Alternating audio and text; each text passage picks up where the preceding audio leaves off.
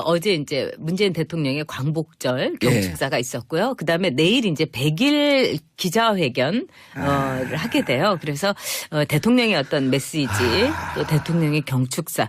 이번 문재인 대통령의 8.15 메시지는 우리 국민뿐만 아니라 전 세계가 사실 주목을 했다고 해도 과언은 아니죠. 그렇죠. 왜냐하면 우리가 맨날 세계의 중심이다 뭐 이런 식으로 얘기는 하지만서도 실제로 우리가 그걸 과장하는데 요즘은 북한 핵 때문에 정말 일본도 그렇고 미국도 그렇고 한국 뉴스가 엄청나게 많이 나오거든요.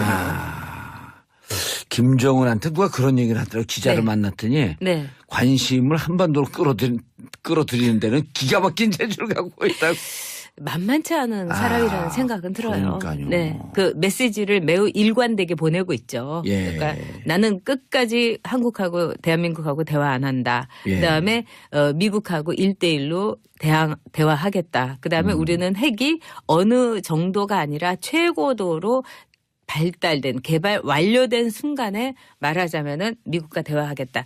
이런 것이 이제 김정은의 이제 기본적인 정책이죠. 근데 이 와중에서 얼마나 그 자신의 이 목표를 달성할 수 있을 것인가. 예를 들자면 이런 위험성도 어제 제가 이제 핵 전문가를 만났는데 들었어요. 상당히 지금 거의 그 완성 수준에 와 있다고 합니다. 북한 핵이. 그런데 그럼에도 불구하고 북한 핵이라는 것은 중국의 경우와 마찬가지로 자발적으로 자의적으로 개발을 한 거기 때문에 상당한 실수가 있을 수 있다는 거예요. 그런데 예를 들어서 북한이 이제 괌을 향해서 쏜다 할 때 이것이 괌 그 전에 일정한 목표점인 바다에 떨어지면 되는데 잘못해가지고 중간에 떨어질 경우 이런 것도 우리가 굉장히 감안을 해야 된다. 변수를 감안을 해야죠. 그렇죠. 그런데 이제 김정은의 경우에는 자신이 얼마나 대단한 걸 개발했는가를 특히 북한 주민들에게 보여주기 위해서. 왜냐하면 지금 북한의 상태를 보면은 북한 주민들의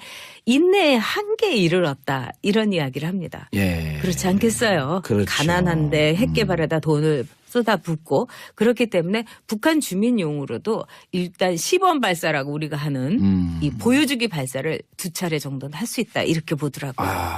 그런 점에서 이제 문재인 대통령의 경축사. 어제 8.15 경축사는 문재인 대통령 나름의 인내의 한계를 보여줬다고 생각해요. 직접 손을 봤다 그러죠. 몇 차례 그렇죠. 걸쳐갖고. 특히 북핵 메시지에 있어서. 그러니까 대화에 대해서는 이야기를 하지만은 나도 인내의 한계에 이르렀다는 거는 군데에서 이제 묻어나더라고요. 그래서 참 이 우리나라의 지도자들이 어느 나라나 마찬가지겠습니다만 지금 이런 상황에서 문재인 대통령의 두 어깨에 모든 것이 달려 있다는 것은 사실 문재인 대통령은 아마 잠을 제대로 자지 못할 거라는 생각이 들어요. 그런데 어제 메시지에서는 이제 특이한 것이 몇 가지가 있죠. 일단 우리가 그동안 건국절이냐 뭐 이 1919년 상해 임정부터 우리의 건국을 보는 것이냐 이런 것에 있어서 문재인 대통령이 이제 확실하게 나름대로의 지금 정부와 우리 국민들 그다음에 역사적인 점에서 상해 임정부터 우리의 그 건국의 시초를 봤다는 거. 그다음에 일본에 대해서는 투트랙으로 대화는 하고 그렇긴 하지만 역사적으로도 양심적인 일본인들에게 지식인들에게 그렇죠. 한마디로 일본에 대해서 여전히 역사의 본질을 묻겠다는 그런 점은 있었고 세 좀 번째가 점잖게 비판했어요. 그렇게 한 게 저는 좋았다고 생각합니다. 아주. 그리고 감정적으로 건드리지도 않았어요. 네. 그런 점에서는 아주 좋은 그 경축사였다고 생각해요. 다만 이제 북핵 문제에 있어서는 이제 대통령으로서 그렇게 말할 수밖에 없지만은 지금으로서는 우리의 그 인내가 이 시한부라는 거를 좀 말씀을 해 주셨으면 좋겠고 그다음에 두 번째로는 북핵에 대해서 동결이라는 표현을 쓰셨어요. 근데 동결 말고 사실은 폐기라는 것을 못 박을 필요가 있었습니다. 만약에 북핵의 동결이라면 사실 북을 핵 보유국으로도 지금 인정을 해줘야 되는가에 대해서 막 우리나라의 안보라든가 우리나라의 자부심하고는 자존심과는 관계없이 주판알을 굴리고 있는 미국이라든가 일본이라든가 중국이라든가 이런 나라하고의 우리가 분명히 우리의 그 자부심을 보여주는 뜻에서는 북한에게 폐기에 대해서 당연히 당사자인 우리는 얘기를 못 박았어야 된다. 이런 생각이 듭니다. 그리고 아주 굉장히 인상 깊었던 건 매우 입체적인 이 메시지였다는 것. 이제까지는 입체적이다. 네, 대통령들이 이렇게 써온 거 쭉 읽었잖아요. 예. 모든 대통령들이 읽으셨고 또 다들 이제 눈 감고 계시는 분도 많았고 경축사를 대통령이 할 때. 근데 어제의 경우는 우리 독립유공자 중에 생존해 계신 분, 그 다음에 그분의 그 유족들, 예, 이런 분들 다 모셨고 그런 점에서 눈으로 우리의 역사를 그 얼굴을 통해서 그분들의 얼굴을 통해서 사실은 그 유족들의 얼굴만 보더라도 얼마나 고생했는지를 볼 수가 있는 얼굴이 아니었습니까?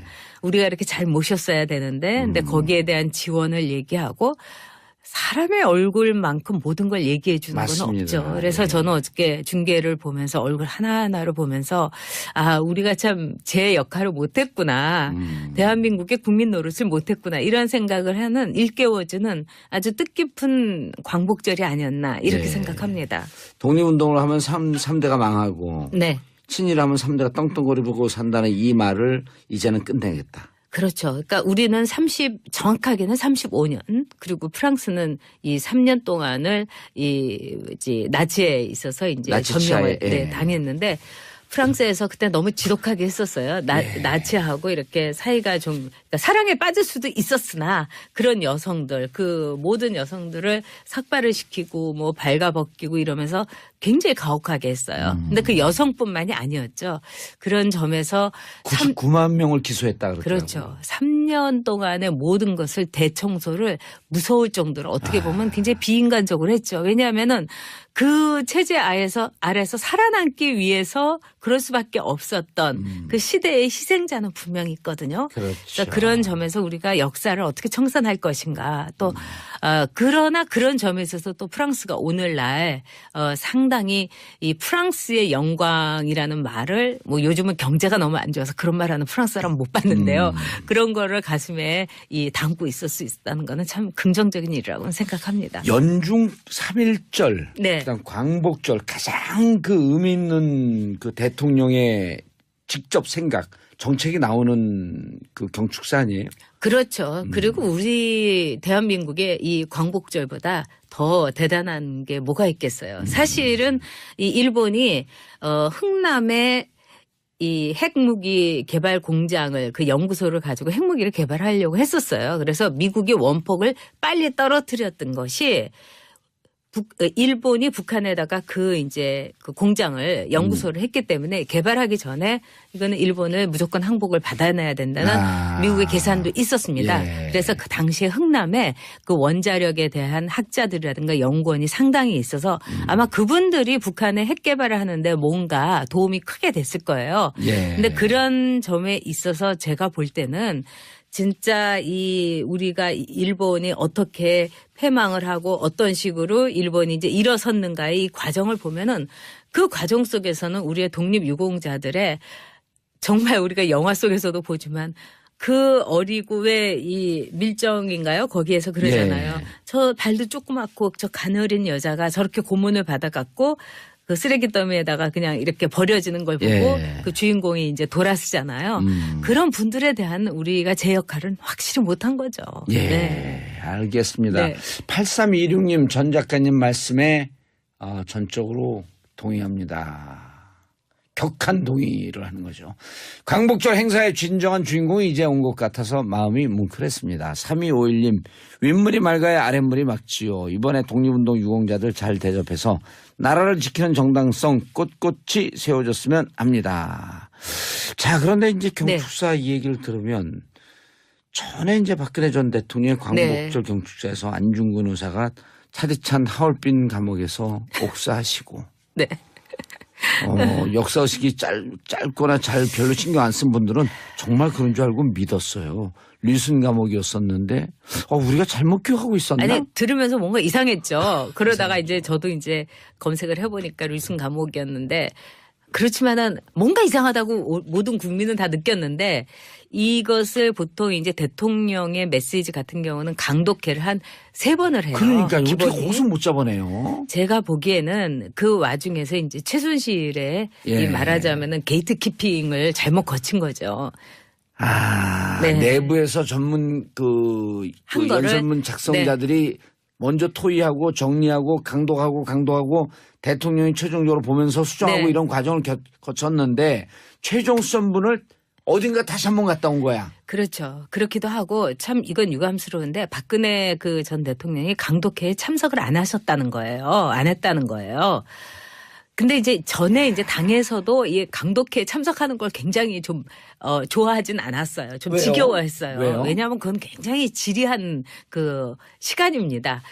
근데 그 토론하면서 또 이런 지적이나 이런 정책에 대한 이해도가 높아지잖아요. 그러니까 봉도사나 저 같으면 굉장히 그걸 즐겼을 즐겼죠. 거예요. 사실은. 그런데 모르는 부분도 막 알게 근데 되고. 그분은 이제 그거를 이렇게 즐긴다기보다는 그냥 반응이 없어요. 자기 의견을 내지를 않아요. 그냥 가만히 듣고 있다가 끝나고 나면은 이제 집에 가고 그런 다음에 이제 고쳐가지고 하고 그때부터도 좀 이상한 표현이 많았어요. 그래서 그거는 안 된다고 해갖고 제가 막 이제 달려들어서 이거는 이렇게 하면 안 된다. 근데 그게 이제 당 대표와 대변인이라는 관계가 사실 뭐 상하 관계긴 하지만 제가 이제 기자 출신이니까 워낙 또 글을 잘 쓰시니까. 그리고 기자들은 이 사람은 만민은 평등하다 이런 생각을 하고 사실은 그 사장이 와도 일어나지 않는 사람들이 기자예요.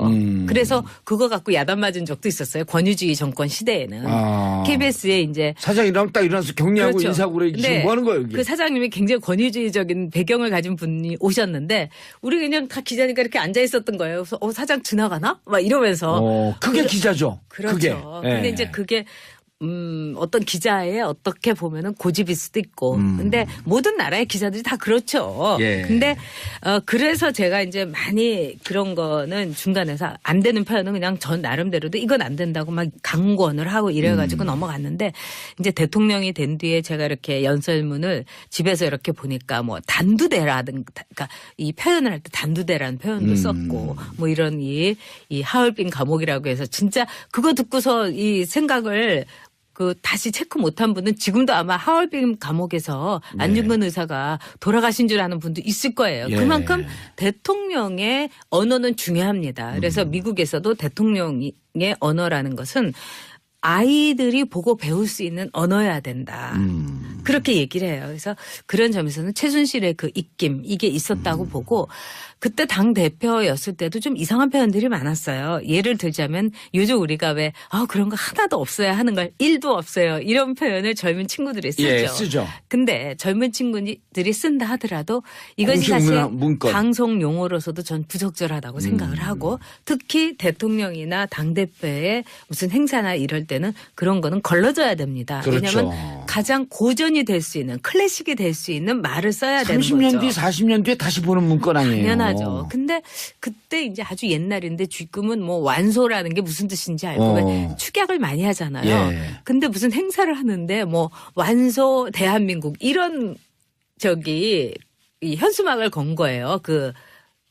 당에서. 그래서 제가 너무 놀래서 이건 안 된다. 이랬더니 대표실에서 이제 그렇게 하라고 내려왔다는 거예요. 근데 제가 보기에는 그것도 좀 더 이제 그 젊은 친구들에게 다가가기 위한 늙고 왜 노쇠한 당이란 이미지가 있었던 한나라당의 어떤 고육지책이라고도 볼 수 있겠지만 부적절했던 거죠. 그래서 결국 그 플래카드를 봤더니 50대, 60대, 40대 중후반 이런 분들이 저게 뭔 말인지 못 알아듣는. 저도 그때는 몰랐어요. 왜냐하면 그 단어가 매우 이렇게 유행하기 초창기였기 때문에. 그러네요. 지금은 알지만 근데 그 모든 것들이 제가 보기에는 언어에 대한 사랑 그리고 우리 한국어에 대한 존경이 맞습니다. 없기 때문에 그렇게 되는 것 같아요. 네. 아니 예를 들어 새누리당이라고 하면 네. 완전 소중한 새누리당 이러면 되잖아요. 그렇죠. 아주 그걸 굳이 완소로 네. 써야지 멋져버린가? 그러니까 멋져버린 게 아니라 좀 이렇게 새롭고 이 자신의 나이나 이걸 떠나서 젊은 세대와 교감한다 이런 말을 하는데 저는 이제 요즘 들어서는 저도 조금은 넓혀주고 포용을 하려고 해요. 왜냐하면 이 글로벌 시대이기 때문에 전에처럼 외국어나 외래어를 쓰는 거에 대해서 우리가 막 나쁘게 볼 일은 없어요. 하지만 그럼에도 불구하고 우리가 어제가 광복절이었지만 우리 이 한국어를 찾기 위해서 우리의 말을 찾기 위해서 그분들이 얼마나 맞습니다. 목숨을 내놓았다는 걸 우리가 잊어서는 안 될 것 같아요. 조국을 지키자고 하는 것은 조국의 영토만 지키는 것이 아니라 우리의 문화, 글, 네. 언어. 네.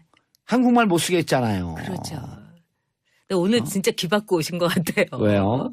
평소와 달리 아주 주옥 같은 말씀. 평소와 달리 한두 시간 더 잤거든요. 자, 2986님 정치에 관심 없는 1인이었는데 정치쇼 때문에 조금씩 관심이 가네요. 봉도사님과 전용 작가님께 감사드려요. 저희도 감사해요. 아니 정말 저는 이 정치쇼가 예. 오래오래 했으면 좋겠는 게 예. 이 정치쇼를 열심히 듣고 해서 뭐 보수 쪽에서 뭐 진보로 넘어가고 뭐 이런 문제가 아니라 진보에서 보수로 넘어가는 문제가 아니라 정치에 관심을 가지면은 맞습니다. 정말 좋은 나라를 만들 수 있어요. 우리 국민들이 투표를 저는 예. 잘 하셨으면 좋겠어요. 그리고 이 내년에 지선에서도 지방선거에서도 잘 가려내고 예. 누가 정말 내 세금을 맞아요. 소중하게 쓰고 아깝게 쓰지 않을 사람인가. 핵심이 세금이에요. 세금이죠. 내가 낸 돈 20% 낸 돈을 어떻게 쓰나 그럼요. 그걸 감시해야 되는 거죠. 네. 그리고 세금 있는 곳에 권리 있다는 그 미국의 말도 나름대로 예. 세금을 낸 사람이 부들부들 떨면서 투표하는 경우가 많죠. 네. 그래서 세금뿐만이 아니라 그 인물도 좀 잘 살펴서 예. 투표하시고 또 대통령 선거도 그렇고요. 예. 국회의원 선거 진짜 중요합니다. 내년 지방선거도 더더욱 중요하고요. 그렇죠. 국민들 중에 30~40%가 네. 지방선거가 몇 년에 있는지 네. 국회의원 선거가 몇 년에 한 번 있는지 대통령 선거가 몇 년에 한 번인지 이걸 모르는 분들도 꽤 있다는 거예요. 근데 그거 모르는 거에 대해서 그분들 지적할 게 아니고 정치인들이 잘 못해서 관심을 못 갖게 하니까 모르는 거죠. 저한테도 그랬잖아요.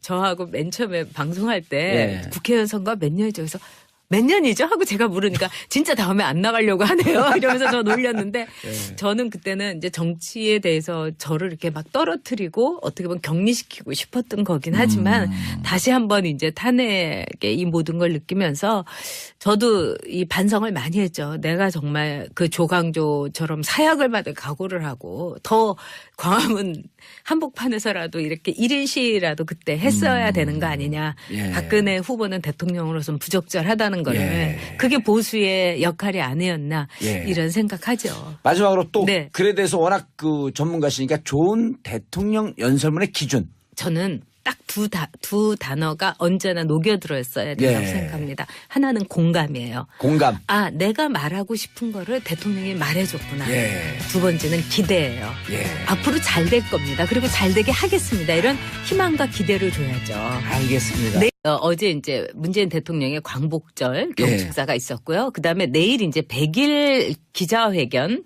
하게 돼요. 그래서 대통령의 어떤 메시지 또 대통령의 경축사. 이번 문재인 대통령의 8.15 메시지는 우리 국민뿐만 아니라 전 세계가 사실 주목을 했다고 해도 과언은 아니죠. 그렇죠. 왜냐하면 우리가 맨날 세계의 중심이다 뭐 이런 식으로 얘기는 하지만서도 실제로 우리가 그걸 과장하는데 요즘은 북한 핵 때문에 정말 일본도 그렇고 미국도 그렇고 한국 뉴스가 엄청나게 많이 나오거든요. 김정은한테 누가 그런 얘기를 하더라고요. 기자를 네. 만났더니 네. 관심을 한반도로 끌어들이는 데는 기가 막힌 재주를 갖고 있다고. 만만치 않은 사람이라는 생각은 들어요. 그러니까요. 네, 그 메시지를 매우 일관되게 보내고 있죠. 예. 그러니까 나는 끝까지 한국하고 대한민국하고 대화 안 한다. 예. 그다음에 미국하고 1대1로 대화하겠다. 그다음에 우리는 핵이 어느 정도가 아니라 최고도로 발달된 개발 완료된 순간에 말하자면은 미국과 대화하겠다. 이런 것이 이제 김정은의 이제 기본적인 정책이죠. 예. 근데 이 와중에서 얼마나 경축사. 어제 8.15 경축사는 문재인 대통령 나름의 인내의 한계를 보여줬다고 생각해요. 직접 손을 봤다 그러죠. 몇 차례 그렇죠. 걸쳐갖고. 특히 북핵 메시지에 있어서. 그러니까 대화에 대해서는 이야기를 하지만은 나도 인내의 한계에 이르렀다는 거는 군데군데에서 이제 묻어나더라고요. 예. 그래서 참 이 우리나라의 지도자들이 어느 나라나 마찬가지겠습니다만 지금 이런 상황에서 문재인 대통령의 두 어깨에 모든 것이 달려 있다는 것은 사실 문재인 대통령은 아마 잠을 제대로 자지 못할 거라는 생각이 들어요. 그렇죠. 근데 예.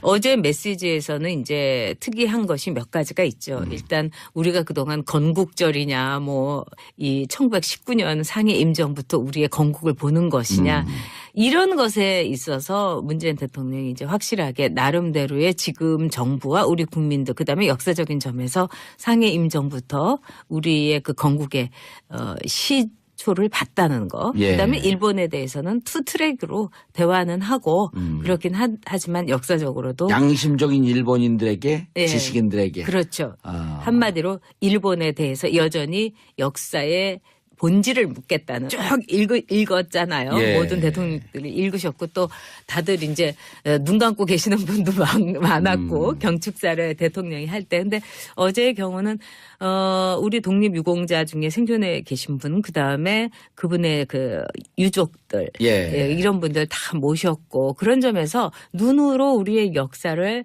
그 얼굴을 통해서 그분들의 얼굴을 통해서 사실은 그 유족들의 얼굴만 보더라도 얼마나 고생했는지를 볼 수가 있는 얼굴 예. 아니었습니까?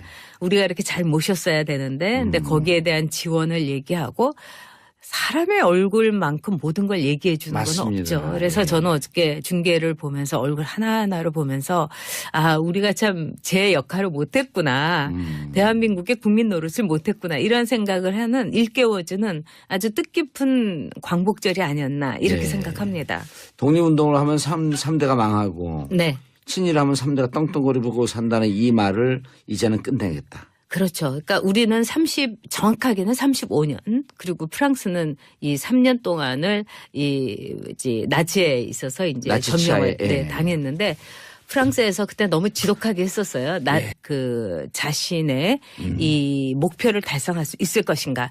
예를 들자면 이런 위험성도 어제 제가 이제 핵 전문가를 만났는데 예. 들었어요. 상당히 지금 거의 그 완성 수준에 와 있다고 합니다. 북한 핵이. 그런데 그럼에도 불구하고 북한 핵이라는 것은 중국의 경우와 마찬가지로 자발적으로 자의적으로 개발을 한 거기 때문에 상당한 실수가 있을 수 있다는 거예요. 그런데 예를 들어서 북한이 이제 괌을 향해서 쏜다 할 때 이것이 괌 그 전에 일정한 목표점인 바다에 떨어지면 되는데 잘못해가지고 중간에 떨어질 경우 예. 이런 것도 우리가 굉장히 감안을 해야 된다. 변수를 감안을 해야죠. 그렇죠. 그런데 이제 김정은의 경우에는 자신이 얼마나 대단한 걸 개발했는가를 특히 북한 주민들에게 보여주기 위해서. 왜냐하면 지금 북한의 상태를 보면은 북한 주민들의 인내의 한계에 이르렀다. 이런 이야기를 합니다. 예. 그렇지 않겠어요? 그렇죠. 가난한데 핵 개발에다 돈을 쏟아붓고 그렇기 때문에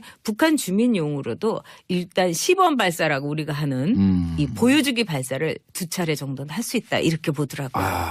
그런 점에서 이제 문재인 대통령은 그런 점은 있었고 세 좀 번째가 점잖게 비판했어요. 그렇게 한 게 저는 좋았다고 생각합니다. 아주. 그리고 감정적으로 건드리지도 않았고. 네. 그런 점에서는 아주 좋은 그 경축사였다고 생각해요. 다만 이제 북핵 문제에 있어서는 이제 대통령으로서 그렇게 말할 수밖에 없지만은 지금으로서는 우리의 그 인내가 이 시한부라는 거를 좀 말씀을 해 주셨으면 좋겠고 그다음에 두 번째로는 북핵에 대해서 동결이라는 표현을 쓰셨어요. 네. 근데 동결 말고 사실은 폐기라는 폐기. 것을 못 박을 필요가 있었습니다. 만약에 북핵의 동결이라면 사실 북을 핵 보유국으로도 지금 인정을 해줘야 되는가에 대해서 막 우리나라의 안보라든가 우리나라의 자부심하고는 자존심과는 관계없이 주판알을 굴리고 있는 미국이라든가 일본이라든가 중국이라든가 예. 이런 나라하고의 우리가 분명히 우리의 그 자부심을 보여주는 뜻에서는 북한에게 폐기에 대해서 당연히 당사자인 우리는 얘기를 못 박았어야 된다 이런 예. 생각이 듭니다. 그리고 아주 굉장히 인상 깊었던 건 매우 입체적인 이 메시지였다는 것. 이제까지는 입체적이다. 네, 대통령들이 이렇게 써온 것